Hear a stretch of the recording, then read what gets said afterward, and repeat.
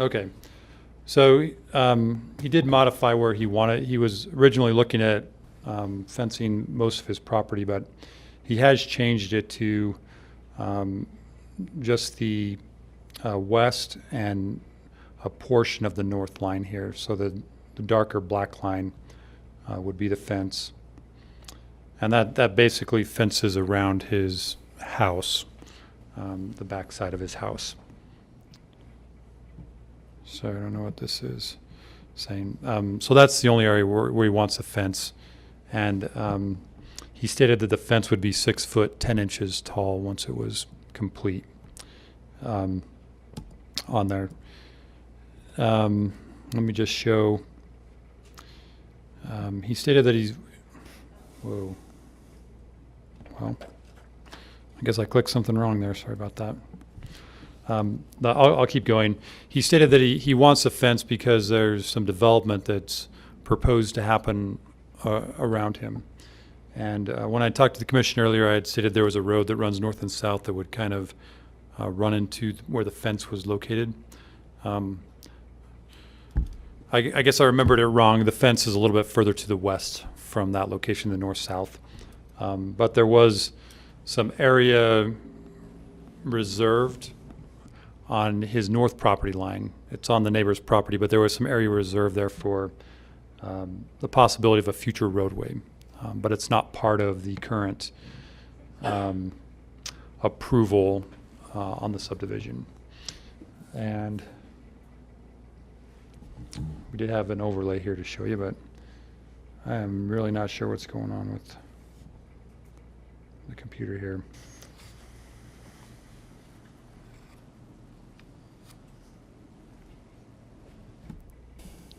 Do you want to go on to the other items and I'll get this up and running and we can... We've seen you've that. seen it? I mean, you've seen the pictures. Do you have any use to see? I've seen it. You looked at them? Okay. Well, the only thing I had was I was confused this morning when you said that you thought that the road accessing that area was different than I thought we saw last week. There's clearly the road on the north side that's part of the flag lot. But that's not a through road, is it?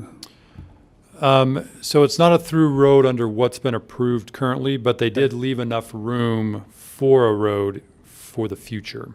Okay. So it's wide enough for a road, but they're not proposing a road with the current development. And then on the west side, that is property owned by Diarman Batty. I believe it. And is there anything slated for development there? You said that, is there a road that runs parallel to the back of that property then there? Not anything that has come through our office. Okay. Any further discussion?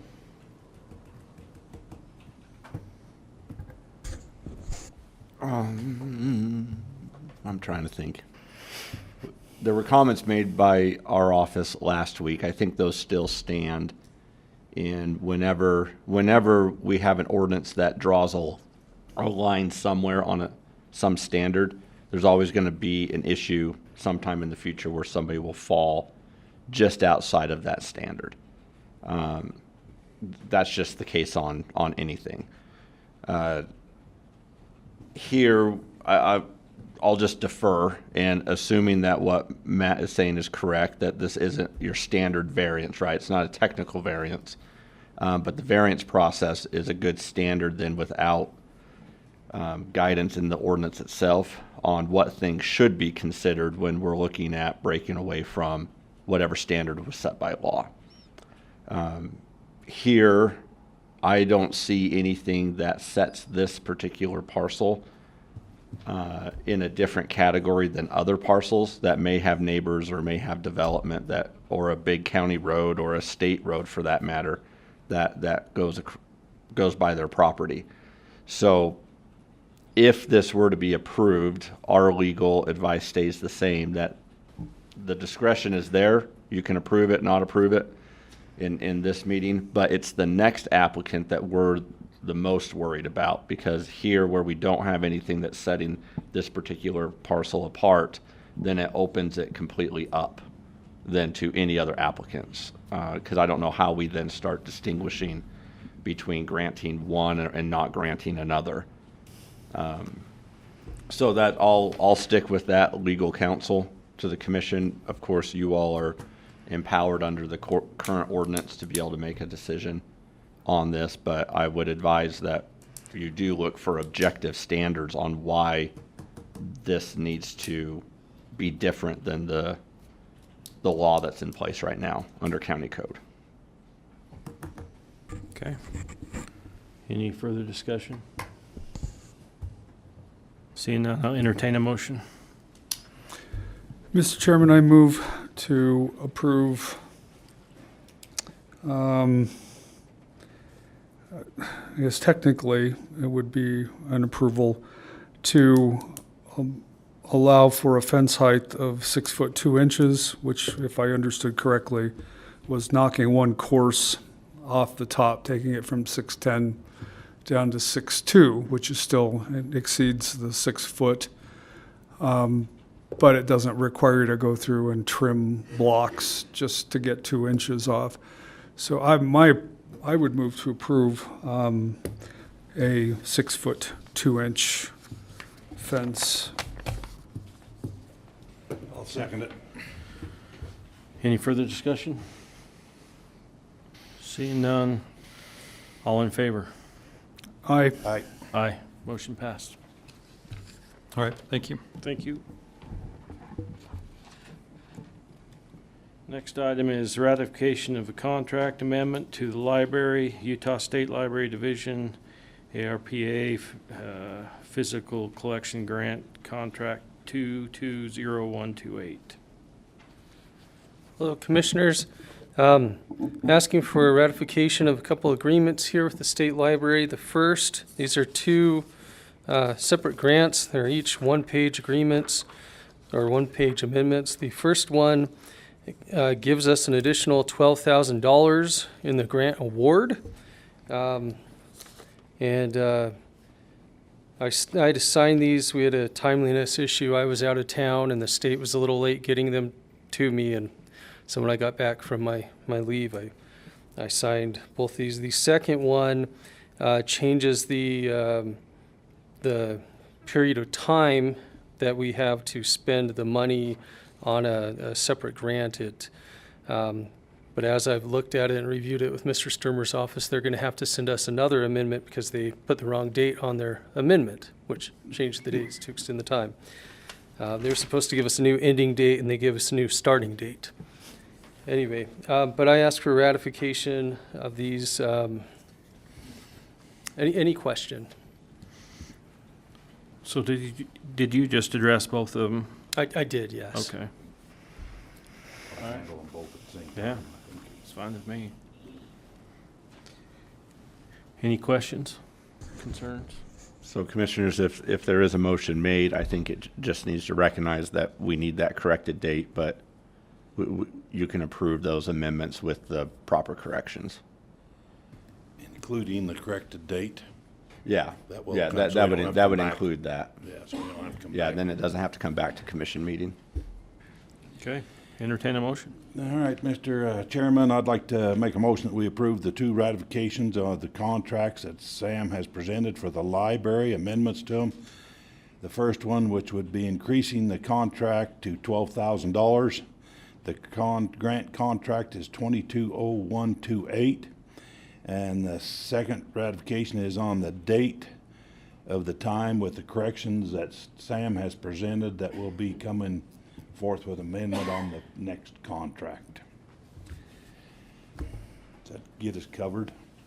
Okay. We have a Second. motion. We have a motion and a second. All in favor?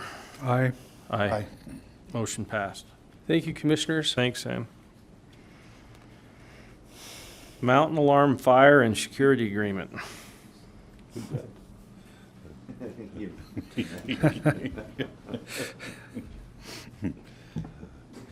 Jess Herman Facilities. We have the Mountain Alarm Fire and Security. They monitor, this is for the Avalon Community Center. We're renewing the contract with them for $24.95 a month for 36 months, and they monitor for the security system for that building that's sitting out there. So we're just updating it and keeping going with the contract. You have the amounts? Excuse me? What does it cost us? $24.95. It's $24.95 a month per month. For how many months? for 36 months. Okay. Entertain a motion.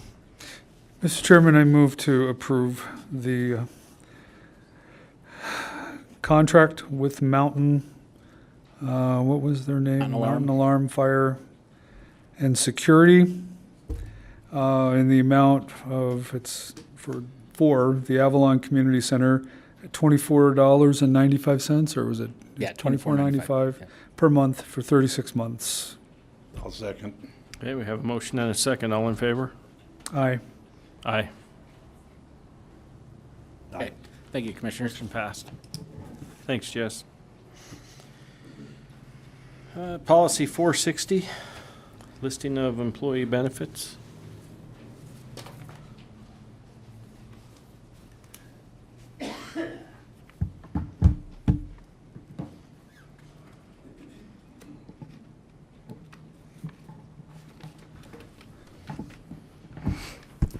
Good morning, Commissioners. Tanya Craven with Human Resources. Just a couple of things in Policy 460. One change that I'm requesting or an amendment came from legislation. The other came from our URS audit that we needed to update so that we could be compliant. Let me bring this up.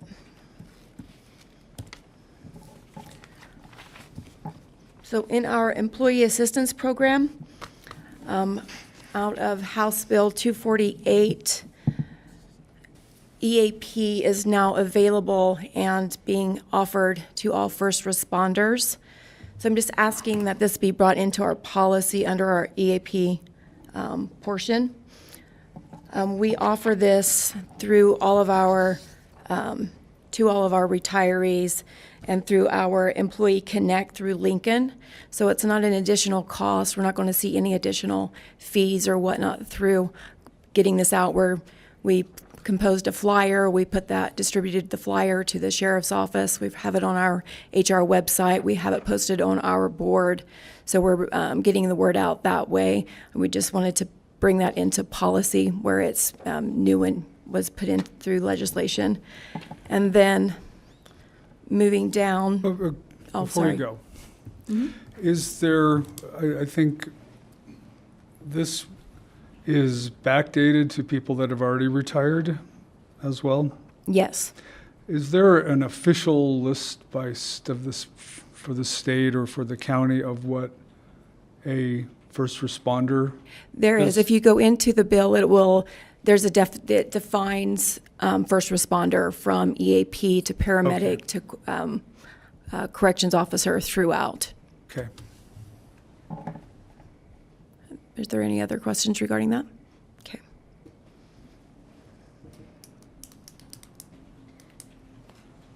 And then in retirement, through our URS audit, we learned through our compliance officer that our policy was not compliant through acknowledging our Tier 2 elected and appointed positions because it did not define how they were eligible to receive retirement. This is the first time that HR had been really involved in the audit. So when we were going through that with Beverly, she acknowledged that our policy needed to be updated. And this was the language that we worked out back and forth to bring us into compliance. What did it say before? This just in silent? red, the red line was not, so that was just, it just went through and stated that what you see in B without the red line including. So it was just encompassed in what was in A and then went through to B and then so on. Was there a problem? The problem is that it just didn't clearly define Tier 2 electeds, how they were eligible for URS retirement. Okay. So that it just needed to be clearly defined so that we could be compliant, was what we heard from URS. And then, I believe, in 8, 401K, 457, through conversation, since the 401K contribution is part of the budget, the conversation was that it might read more clearly that as it is a budgetary item, that the language state that as part of the proposed budget, that it be brought forward to the commission for acknowledgement and decision. And take annually out. And take annually out, and it, or we So, could continue with annually as a part of the question on proposed there. budget. So it says the county determines a percentage, and as part of the proposed budget, when in the proposed budget, under Senate Bill 162, we have the auditor's office that then in consultation, I don't know the direct quote, I could pull it up, but the auditor's office in consultation or working with the county commission prepares the initial budget. Right. And then, so I'm just wondering, when does this, we probably need to define when does this come in as part of the budget process? And then instead of saying the county determines, which office of the county makes that determination? So, So that, yeah. yeah, So commissioners, what would be your thought there? It may be that we're looking at maybe it's tentative. There's the initial budget is the tentative budget. So what it would be as part of the tentative budget, okay, and that's prepared annually. Okay.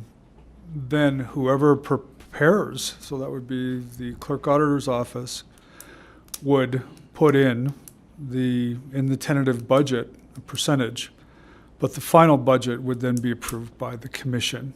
But you got to have something to start with. So I don't know if that answers. So if we said as part, Mike, do you remember, is it initial or I can pull up Senate Bill 162, but do you remember how they worded that? Tentative. It's the tentative budget. So if we said as part of the tentative budget, or you just say the tentative budget shall propose oops. whatever this is, and then the county commission determines the percentage. I think that would add the clarification of the process now. Okay, so part of the county commission. So you want commission there? The county commission will determine. Oops. Yeah, so it's part of the proposed budget, and then the county commission will then approve whatever comes out of the budget process. Well, All right, well, so I'll come back with some language, because if we're, Yeah, maybe we massage that just a little bit and then bring it back for approval at our next yeah, commission I meeting. think the intent is there or before it was very vague annually. So now we're trying to say that every year at a given point in time, because it is and we've included it before, just never did the annual, commission didn't determine the annual amount. So as long as it does that, and whether it should show up in the tentative budget, because that's the one that the public hearing is on. And then the final budget would then be either carrying it forward or changing it at that point in time. Just so long as it's a very open public process. So does it need to happen? Do we need this for any reason, or do you want to do new wording and bring it back next week? well, it sounds like maybe John and I But need to yeah, get with- together and have some conversation about it. I think wasn't that would able to be meet good, with just to John make sure it's- beforehand. So I'll set an appointment with Karina. We can get together and massage that, and then we'll bring it back for Yeah. that line. That'd be good, because I just want to make sure that that this language matches the process that's outlined in Senate Bill 162. Wonderful. Okay, perfect. Okay, so we'll table 460 until next Well, week. I think we Well- can make changes to two of them, partial, the first two changes. So, yeah, so Do it all at the section same 7 and the EAP section. section 3, so that can get cleaned up, and then we'll just table this part at the bottom, and then I'll bring that back. Okay, we can do Are you that. all right with that? So that can get all of that red line out? 7B, and what was the first section? It'll be whatever the motion is. Would you like me to make it for you? I think I can Okay. roll it down a little bit farther when we Okay. get to the top. All right, that's where we All right, start. And which section's that? That's 3B. Just section 3 is all? Yeah, employee assistance. Okay, 3B, okay. Mr. Chairman, I'd like to make a motion that we go ahead and amend the employee benefits in 460 to refer to the changes that have been made in section 3B and section B at this time. 3B and 7B, right? 3B and 7B. Okay, Second. have a motion and a second. All in favor? Aye. Aye. Aye. Motion passed. And then, Mr. Chair, do you just want to make a note for the minutes that we're tabling the other item? Yeah. And we'll have that ready for the Yeah. next commission meeting, because that's in 2 weeks. It is 2 weeks, isn't it? Mm-hmm. Yeah, we'll just table the 401K discussion. Okay. All Okay. right. Policy 400. Yes.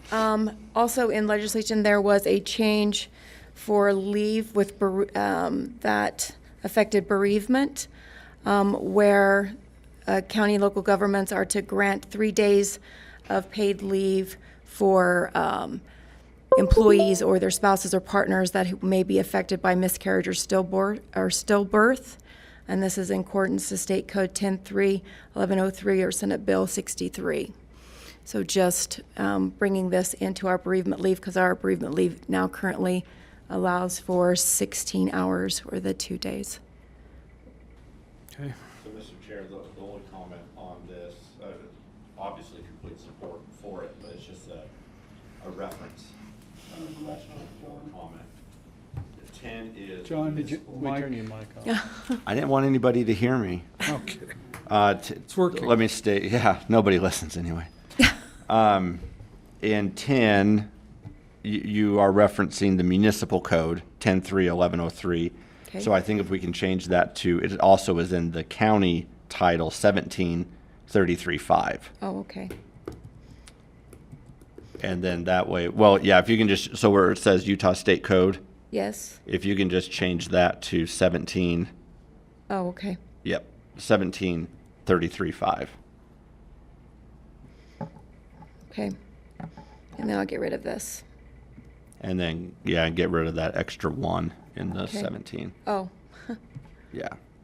No, that's fine. You're doing on the fly, so it's fine.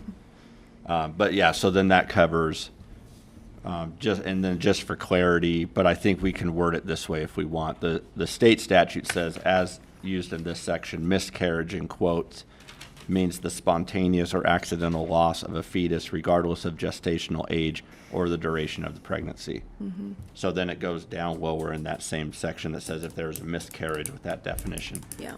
But here, I think miscarriage or stillbirth I falls didn't under that know if we needed definition. to get that in It's- depth it's in all of fine. that language. Okay.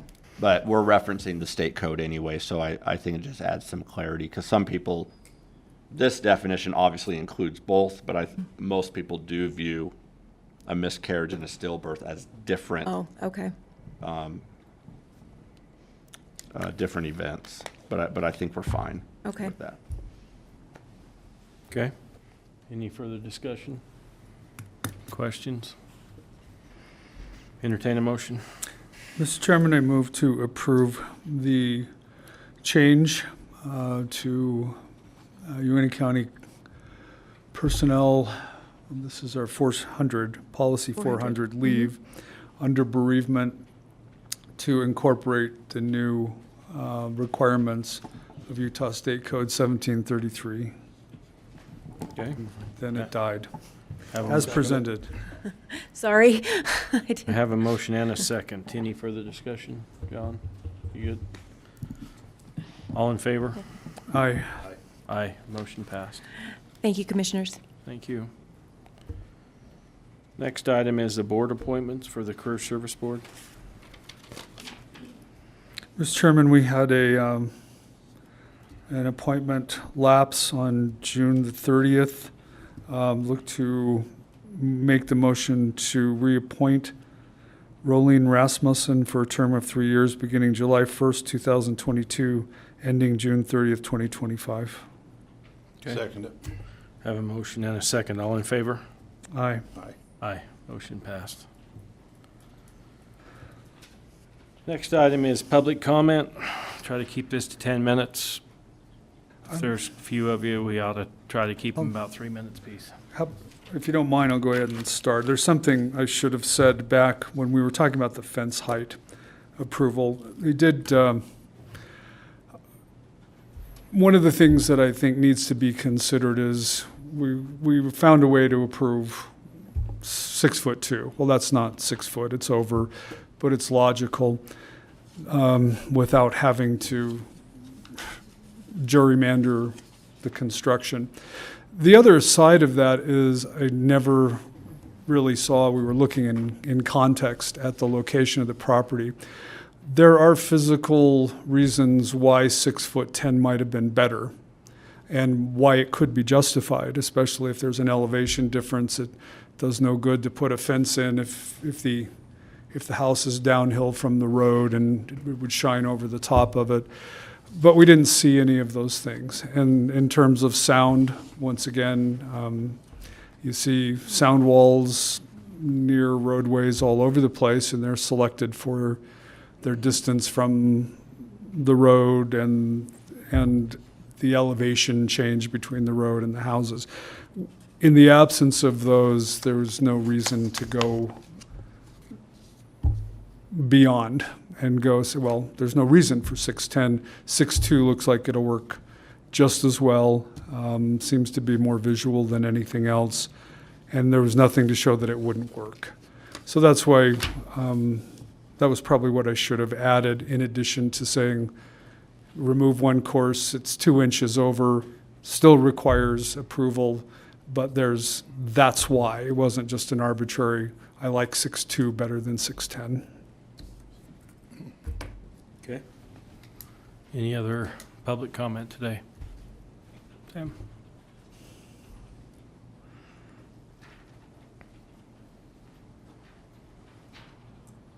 Lana Fulbright at the Heritage Museum asked me to stop in and remind everyone that the Reynolds boat, the documentary screening, is next Wednesday, July 27th at 7. We'll have the filmmakers and members of the Reynolds family and others who put together the film on site. So that's Wednesday, July 27th at 7. There were a couple flyers back there. And then the exhibit open house for the actual boat is in the museum the next day, Thursday the 28th at noon, Thursday, July 28th at noon. Love to invite everyone to come on down. It's a really cool part of local history and a bit of an unknown until recently history, and thank the Reynolds family and all those who contributed to that effort. Hope to see you all there. Great. Thanks, Sam. Thanks, Sam. Any other comments?